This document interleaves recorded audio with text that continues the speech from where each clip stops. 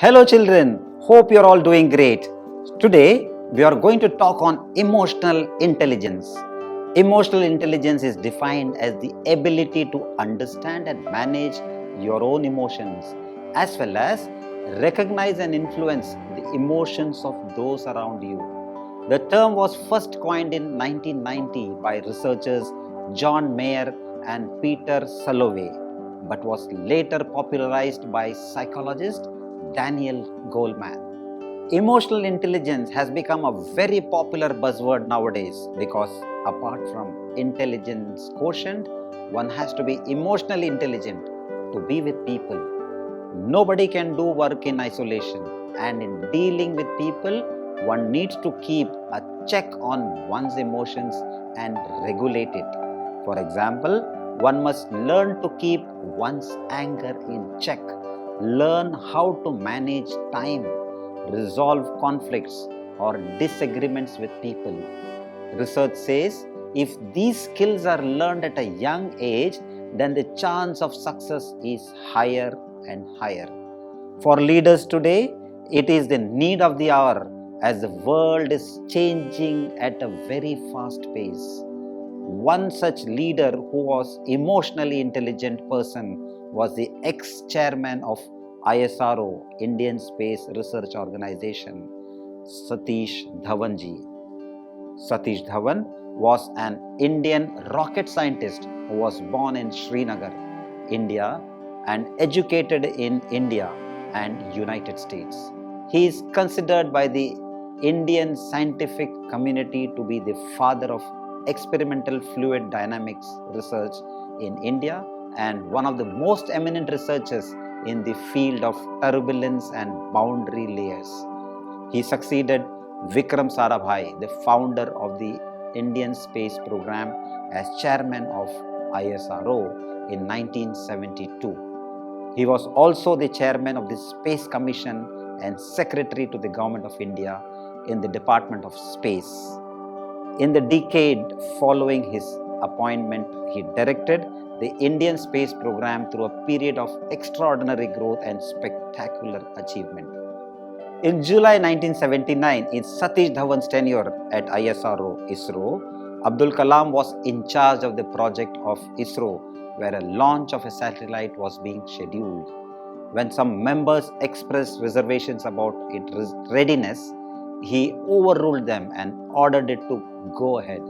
The launch failed, and instead of going into space, the satellite plunged into the Bay of Bengal.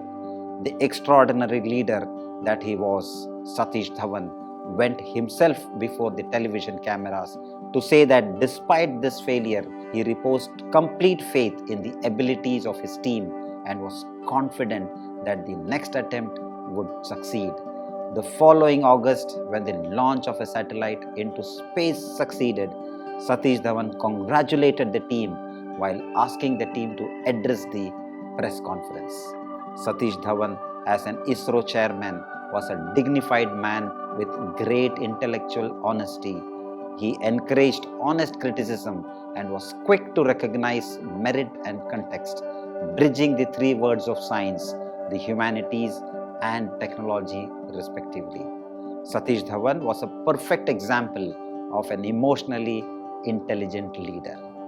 Another different story is a story of Sagarika Shivkumar from Tamil Nadu, who decided to take a year-long break from school after scoring average marks in her class 10 boards. She shares how she spent her year and the valuable lessons she learned. After class 10 boards, Sagarika was totally clueless and was conflicted about what to pursue after school. Sagarika was a fun-loving child throughout her school life, and when the results of class 10 came out, she scored an average percentage. All around her, she could see friends celebrating good grades and venturing into computer science and other popular streams. While they were starting the next chapter of their life, she had no idea what her future looked like. This was when she decided to do something that wasn't really the norm and took a year's break. The idea was to work on her health practice technical subjects such as physics and chemistry so as to not lose the basics and improve her practical knowledge. Her father would often help her with these thoughts. A typical day would entail waking up early, reading the news, improving her vocabulary through reading, and enhancing her general knowledge. She also began doing internship to improve her skill sets. She wanted to get a sense of various industries and their operations behind the scenes so she could learn, decide on a career path. She started creating a well structured timetable for herself. She became disciplined and would even take time out for sports such as badminton or hobbies such as coding. The fact that these were not remotely related gave her different perspectives. With whatever she would do, whether it was pertaining to study or leisure, she aimed to learn something. So when she went to Mount Kailash for a trek, Sagarika made a documentary on her journey titled Journey of a Lifetime in 2015. When she traveled to Ladakh, she made another titled Eavesdropping on Heavenly Vibrations in March 2016.